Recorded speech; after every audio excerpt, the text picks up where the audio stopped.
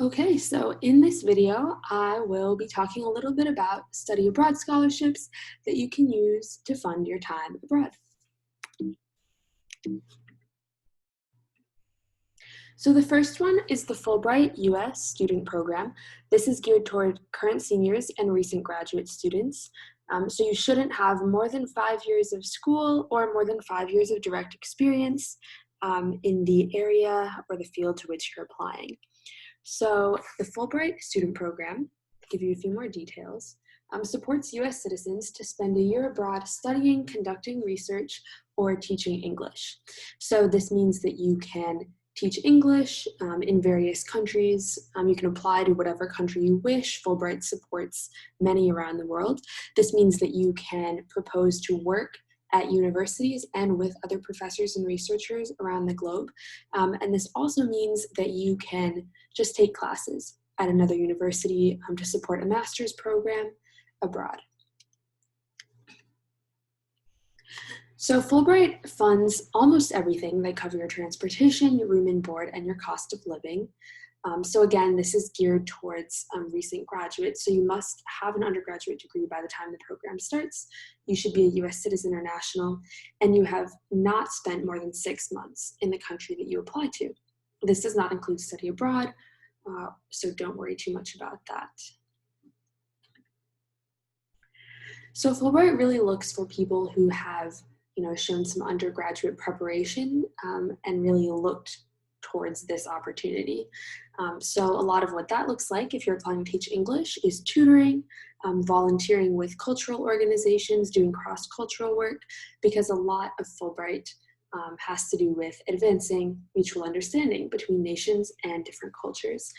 If you're doing a research proposal or taking classes at a university, you want to show that you've had experience in the field that you're applying to.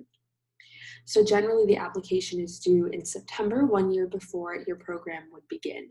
So you do apply for a campus endorsement for Fulbright, as well as just to the general Fulbright program. You do not need a campus endorsement to continue on with the process, but it makes your application a lot more strong and competitive. So next is the Critical Language Scholarship. This is for current undergraduates and graduate students. So that's anyone who has completed 1 year of undergrad. So pretty much anyone who has been at this study abroad fair and has taken at least 1 year of class. So this is an intensive overseas language and cultural immersion summer program, and you spend 8 to 10 weeks studying one of 15 critical languages. So these languages are deemed critical because the US needs people who know them to conduct successful foreign affairs. So this isn't necessarily like Spanish or French because those are more common. Think Swahili, Urdu, Turkish, things like that. So this is fully funded. It is a program in and of itself. So you don't need to apply to your own program and then submit it to the scholarship committee. It includes travel costs and visa application fees and things like that. So you must be enrolled as an undergraduate or graduate student at the time that you are applying. And for certain programs, you need previous language experience. So these are listed below. The other, I think, 9 languages, because they offer 15. The other 9, you do not need a language experience. So since CLS is an immersive program, they look for people who are resilient, sensitive, and very adaptable. You should be able to show how learning this language will help with your future career goals and academic goals. And you want to demonstrate a strong academic record. So the application would be due November 17th if you wanted to apply for the coming summer. And CLS is somewhat competitive. We have a few people win the award each year, but less than 10% of people who apply nationally do win the scholarship. Okay, next are the Borin Awards. These are, again, for current undergraduates and grad students, just like CLS. So Borin's very similar to CLS. supports overseas language study in world regions that were underrepresented in study abroad. The main difference between CLS and Borin is that for Borin, you pick your own study abroad program that is not self-contained within the scholarship, and then you must apply to the Borin Award. So your amount that you receive would depend on how long your program lasts. So if you're coming to Borin and applying and proposing that you do a study abroad program that lasts for a full academic year, you can win up to $25,000. For STEM majors, they offer a summer program. So it's okay if you're a STEM major and you're only able to take the summer off to apply to study abroad, you could get up to $8,000. And then they also have a middle range for people who find study abroad programs that last 10 to 12 weeks. They do give preference to longer programs. So if you want to be very competitive, try to pick a program that's, a year. So you should be applying to somewhere outside of Western Europe, Australia, or New Zealand. Borin really wants people to, again, like CLS, be learning languages that are less common, but that are still very critical to national security interests. So they want you to find somewhere that's not as frequented by other American students. And like CLS, you should be enrolled in a US undergrad or grad program at the time. So the special thing about Borin is that you must commit to working for the federal government for at least 1 year after graduation. This is because the program is affiliated with the US government. So it doesn't have to be the year immediately after you graduate, but it does have to be soon after you graduate. So they are looking for people with a sustained interest in government, service, language, and national security. And the application is due in early February. Okay, so here's some postgrad scholarships in the UK. They're grouped together because of their location, but also because they're similarly competitive. These scholarships are very, very difficult to win. Don't let that deter you, but just keep that in mind. So Marshall is fully funded postgrad study at almost any UK university. They have a list of universities that apply, but it covers a lot. So they're looking for academic merit, leadership potential, and ambassadorial potential. And this one does have a GPA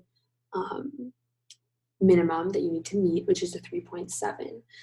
So like I said before, Marshall is very competitive, but they do allow applications at almost any university and at many, many, many fields of study. So, whether you're STEM or, more humanities-minded, all of that is fine. Gates Cambridge is fully funded postgrad study at Cambridge specifically, not at any other university in the UK. They're looking for similar things as Marshall. However, they are also looking for a commitment to improving the lives of others. This is also an extremely competitive scholarship. When you are applying to any scholarship, but especially these, keep in mind that people are looking for depth, not breadth. I'm sure you've heard that before. But showing that you've really taken the reins and taken initiative and shown leadership in 1 or 2 activities that complement each other is much more impactful than demonstrating that you've dipped your toe in many different areas throughout your college and high school careers. Okay, and then finally, I'll talk a little bit about a postgrad scholarship in Asia. And so again, this is just for people who have graduated already and are looking for master's programs or, other experience after college. So this is the Luce Scholars Program. Again, it is fully funded. And this one is a 13-month placement with NGOs, private companies, universities, and other organizations in Asia. So unlike some of the other scholarships I talked about before, specifically Marshall and Gates Cambridge, this one is experiential in nature. So you generally won't be in a classroom. Instead, you will be working with, other companies and groups in Asia. And so it is actually intended for those with previously limited exposure to the region. So you are actually not allowed to apply if you've spent an extended period of time in Asia, and that's defined more specifically on the website. So they're looking for leadership, high achievement, clearly defined interests, humility, and adaptability, because these are all things that you're going to need when you're immersing yourself for a year or more in a culture that you were not exposed to before. So Luce and Fulbright are scholarships that are generally less academically oriented compared to the other scholarships, although Fulbright does have options to take the academic route. So thank you so much for listening, and if you have any questions, you can email psa@wm.edu.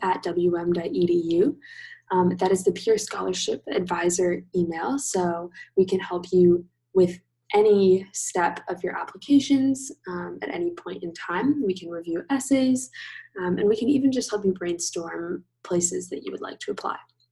You can also request an appointment at the link listed below, and we would love to hear from you. So thank you again, and I hope that this was helpful.